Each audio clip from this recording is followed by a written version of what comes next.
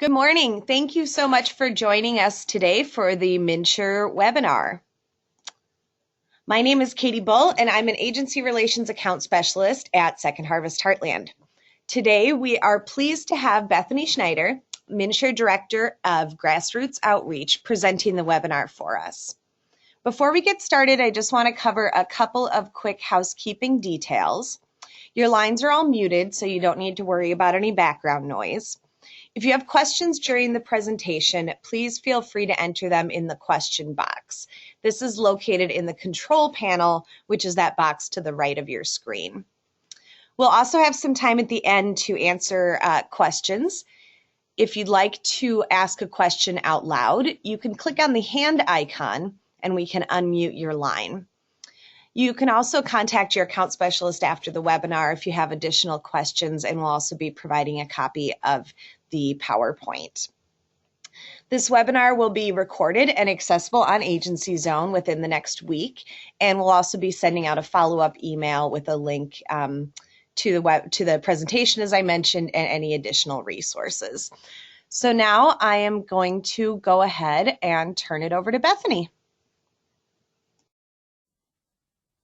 Thanks. Hi, everyone. Just Katie, can you give me a shout out that you can hear me? Make sure, can you hear me? Yep, we can hear you. Thanks, Bethany. Well, great. Excellent. So again, thank you so much for that introduction. Again, my name is Bethany Snyder, and I am currently the MNsure Director of Grassroots Outreach. Just a little bit of background first about me is that I actually work for a consulting firm called Grassroots Solutions, which is located in Minneapolis. And MNsure has hired us to help run their outreach last year. And so we really work closely with MNsure staff on the outreach. And yeah, so I just wanted to let you know about that. I'm not actually a state employee, but I do work for a consulting firm, but work very closely with MNsure. So, you know, the purpose of this webinar is just to give you a background on MNsure, recognizing that many of you work with folks in the community who struggle with getting access to health care, or many of the folks that you serve would be eligible for public programs or might just be on the cusp and need help accessing health coverage. So that's why you are vitally important and why we are having this webinar to begin with. So first I'm just going to talk about some basics about what is MNsure, who can enroll and when, just some really basic things. So if you are talking to people, you know some idea about some of the dates, but then also how you can help in connecting any of your consumers who are in need with MNsure. So without further ado, I'll just jump right in. So MNsure is Minnesota's healthcare marketplace. So it's a very simplistic analogy, but I compare it to like Travelocity. MNsure is not a health insurance plan or company, but it's a marketplace where you can shop for insurance plans just like you would use Travelocity or Expedia to shop for an airline ticket. And you can compare and contrast the different options on MNsure. You can also apply for a public health insurance and then shop for what we call a qualified health plan, and that is a private health insurance plan if you're not eligible for a public plan. And anyone can shop on MNsure, whether you're eligible for financial assistance or not. It's a place where anyone who does not have access to employer-based health care can shop for a health insurance plan. Again, MNsure is not a health insurance company, and it's not the ACA or Obamacare itself. The ACA, or the Affordable Care Act, is the law that helped create that MNsure was based on, but it's not, you know, Obamacare. So just some quick terminology. And so just to really get into some timelines, so people want to know who can enroll and when. So open enrollment is what we call the time period in which consumers can enroll in a private health insurance plan. And this has changed. We're going into the third open enrollment period coming up this fall. The first year was 6 months long. Last year was 4 months long, and this year it's about 4 months long. A little bit different time frame. And so this year, the open enrollment period begins November 1st and will go through January 31st. And anyone who enrolls in a private health insurance plan before January 1st, or it might be like January 15th or December 15th, their health insurance will start on January 1st. Because of the Affordable Care Act, all Americans now must carry health insurance coverage, and if they don't, they have a potential of getting a tax penalty. And unless eligible for an employer coverage, a public program, or a special enrollment period, consumers should enroll during open enrollment period. I think we get into what a special enrollment period is in a minute, but this is for folks who might be self-employed, unemployed, but maybe their household income doesn't deem them eligible for a public program, a self-proprietor, a kid who is 26 and graduated from college, and has graduated from college, doesn't have access to employer health insurance. All of these folks are eligible and should enroll after November 1st. So consumers eligible for public health insurance programs can enroll all year round. So if someone that you come in contact with meets the eligibility criteria for Medicaid, also known as MA or medical assistance or Minnesota Care, that open enrollment period is all year round. Once they become eligible, they can apply. And this is consumers earning less than 200% of the federal poverty level. And the MNsure application just determines the consumer's eligibility for financial assistance. So folks need to start enrolling to find out if they are eligible for this public program. And renewals are called annually upon notice from state. So if they enroll in October or June, every year it'll happen at that time, if they are considered eligible still.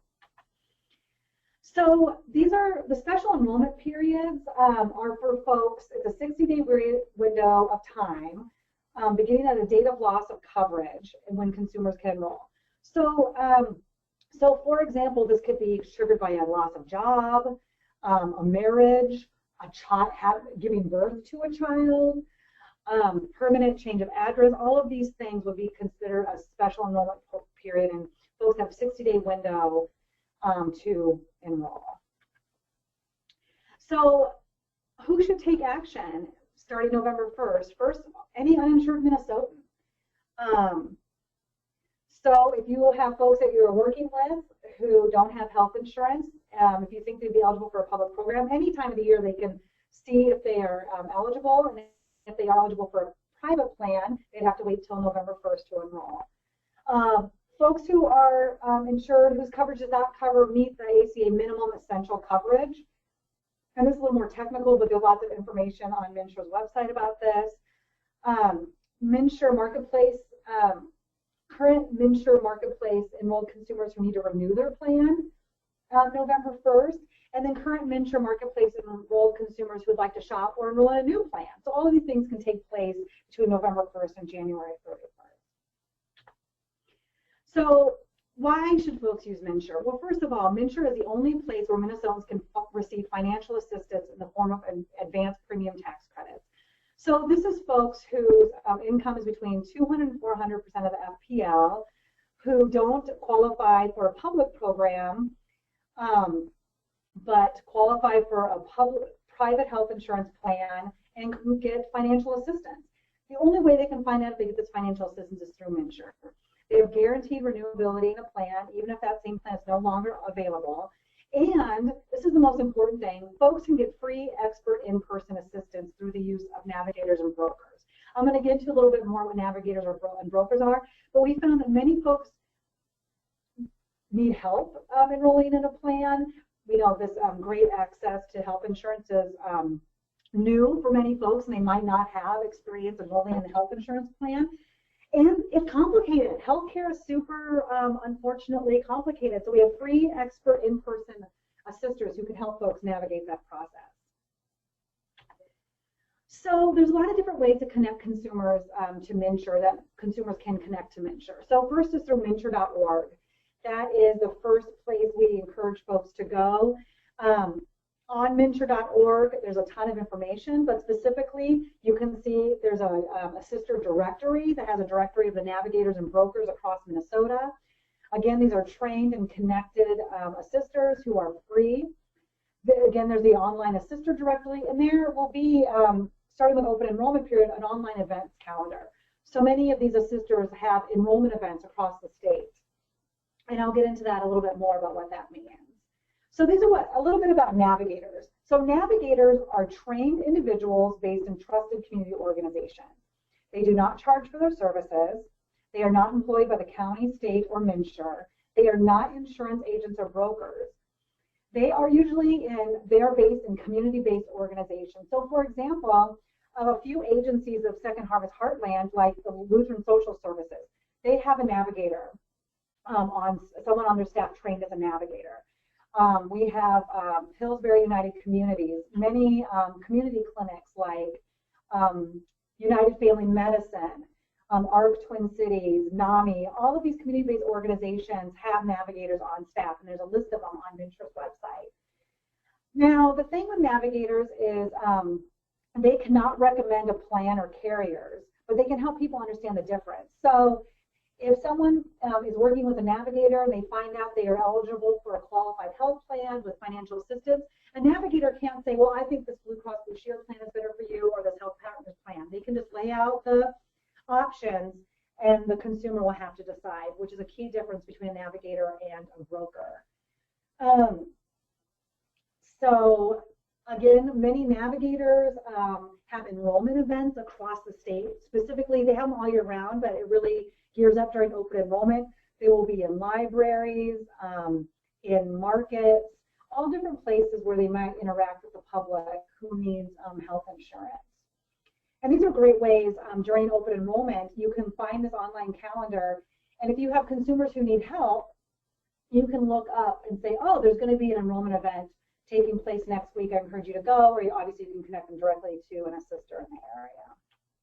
So brokers, they're your insurance brokers. You know, many of us are familiar with them. They're licensed by the Minnesota Department of Commerce. They're trained and certified by MNsure as well. They typically do not charge for their services, but they are compensated by insurance companies. So if they sell on behalf of Blue Cross Blue Shield or Health Partners, they get compensated by the insurance company. They are not employed by the county, state, or MNsure. And again, a key difference is they can provide advice as to which insurance plan is best for an individual situation based on their medical needs or their financial situation. So again, the key difference between a broker and a sister is a broker can help someone pick out a plan. Navigators cannot. Also, another difference is navigators typically are excel more in the public program arena, and brokers excel more in the private health insurance plan arena. So those are the key differences, and they're also listed on the online assister directory. So we also have a group of folks, navigator organizations, called Outreach and Enrollment Grantees. Again, these are community organizations that have navigators on staff. They apply for funding through MNsure to do outreach in their community. And so some of the ones I named earlier, Family, United Medicine, Pillsbury United Communities, they all were outreach and enrollment grantees last year, ARC, NAMI. And so many of these serve specific communities. For example, NAMI is very skilled at reaching the community of folks who need assistance finding a plan that would cover any kind of mental or behavioral health issues. ARC Twin Cities really has expertise in helping folks in the disability community. So these are, most of these outreach and enrollment grantees are really embedded in their communities and have expertise serving their communities. The outreach grantees start on July 1st, so they have not been, they will not be publicly known until then, and then they will be on MNsure's website. But before then, if you need help finding a grantee organization, you can contact me, and my contact information will be at the end of this presentation. So the nuts and bolts of this, I'm really moving fast through this webinar. The nuts and bolts of what I want to talk to you about is how can you partner with MNsure? So last year we had a team of outreach organizers that really worked with grantees and within communities to connect with new consumers. And what we found is that some of our organizers had a lot of success working with food banks, specifically food shelves and other community organizations that provide meals to communities and families in need. And what our organizers did, they did different things with these with organizations who are willing to partner. Sometimes our organizers would just come during meal times or when food shelves were the busiest during their hours, and would just talk to consumers and ask them if they needed help finding health insurance. They would take their contact information and they would either pass them along to a navigator directly, or the navigator would reach out to the consumers directly.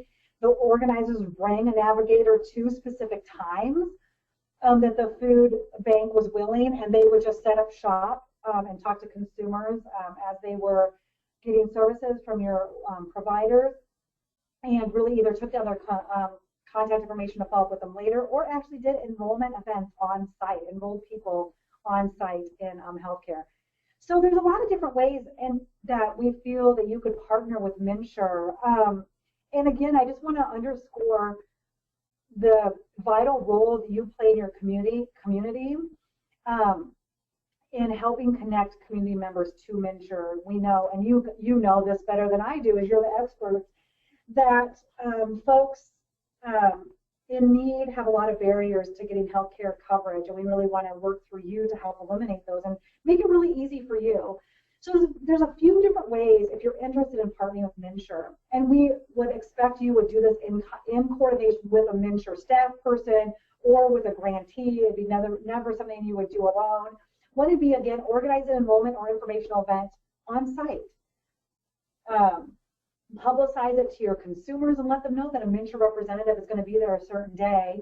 And we could set it up various ways to either have it be an enrollment event, which takes about 45 minutes to an hour, depending on the consumer's need to enroll in health coverage. So just take that in mind, or just provide information and then take down consumers' information to be followed up with. That's one option. You could host regular reoccurring information or enrollment events. Again, we did this last year where maybe an agency would host something twice a month, and a navigator would be there to answer questions or actually sign folks up. Then if they're regular, then folks just kind of know, oh, they're going to be there next Thursday, and I know that for any duration of time. You can share MNsure information through your communication channels, so such as newsletters, webinars like this, blogs. We can provide you with template newsletter articles that you can use, flyers, posters, etc. You can participate in social and earned media campaigns. So maybe you just want to put out a Facebook post that says that MNsure is open enrollment, and remind, maybe link to the sister directory or the events calendar, and let folks in your community know that this is happening. Just help spread the word really easily that way. And then obviously we're always looking to collect stories and provide community validation. Again, you and your staff are trusted leaders in your community, and people really look to you for that trusted advice. And if they know that you're saying MNsure is a way to get health insurance, you really provide that validation. As you know, we work with a lot of vulnerable communities. We work with refugee and immigrant communities, and this is very new. We know that in many of our immigrant and refugee communities, they just don't even have the concept of health insurance. That was not something they had in their home country, and so there's a lot of education, and they just don't know who to trust. And if you say, MNsure is our trusted health insurance marketplace where we can provide you with help, they are willing to listen. So this is just a snapshot of the MNsure website. This is changing, but it basically looks like this. This is where individuals or family might go to look for new coverage, enroll in a special enrollment period, and just look for opportunities. You can see that there's the sister directory, find help near you. And it looks like this was last year's open enrollment period is up there for important dates. But MNsure.org is really the place to get the most up-to-date information. So MNsure also has a customer service center where folks can call during specific hours and ask questions. This changes during open enrollment, usually has longer hours. If folks need a call, we just talk to someone at the customer service center, and then obviously MNsure.org. So yeah, I really breezed through this. I know I'm a fast talker, but I really want to leave some time for you to ask me questions. If any of your agencies are interested in helping with MNsure, or if you helped last year and you want to talk about your experience, I'd love to hear that. So yeah, just open it up to folks on the line. Yeah, so please go ahead and if you want to raise your hand, I can certainly unmute your line if you want to say anything or ask a question. Otherwise, you can also type in questions. And I actually had a couple questions just as we went through, Bethany, that I can start us out with as well while we're waiting for people to type things in here. So I guess my first question was if I think a lot of our most of the people who these food shelves are serving are going to be under that 200% federal poverty level. And so if somebody comes in and sits down and is doing intake, today and says, I really need some health insurance, or I really need help figuring this out, what would that look like? I mean, would it be best to go on and find an assister that is nearby them? Do you have resources that could be given directly out to clients if they just come in when there isn't a navigator on site? Yeah, that's a great question. There's a couple things you can do. One is if you can assess their comfortability with using online resources, definitely you can point them to the MNsure.org. However, if there obviously is a barrier, they don't have access to internet, there's a language concern, then if you have online, you can definitely look them up look up the assister directory and try to find an assister near them.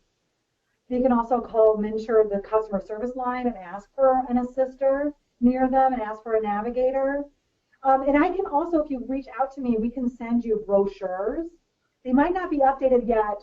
I would have to take down your name and send you the updated brochures for the next open enrollment period, or send you what we have for now. But I can also send out brochures that you can hand folks and ask them to contact that has all the information on it. So there's various ways to help people. Another thing you could do, and I think this could be really helpful, is if your agency looked up the assister directory, found an assister near you, or one that an organization you're like, oh, I didn't know they had a navigator on site. We work with them all the time.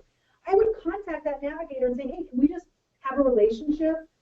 I would love to refer people directly to you. I think that could actually be the best way, is for you to already kind of have a navigator in mind, call them up, say, we'd love to refer our folks to you, and just ask them to send you some business cards, and just send out their business card directly. I think that might be the best way to do that. And like I said, there are some Second Harvest Heartland agencies who are navigators. They may or may not be in your region. So I would recommend using a sister directory, or I'm happy to help you in this process to find a navigator near you that you could just create a partnership with. Wonderful, thank you. We have some really good questions here from Alicia at White Bear. So as probably a lot of our agencies on this webinar, they use Bridge to Benefits. Some referrals, which refers to Portico, a navigator organization. Is this the best option as we do intake with our new and existing clients, or would you recommend having a MNsure Outreach representative on site? I think it depends. I think that is great. Portico is wonderful, one of our best, a great navigator in their grantee organization. And I think you could do various ways.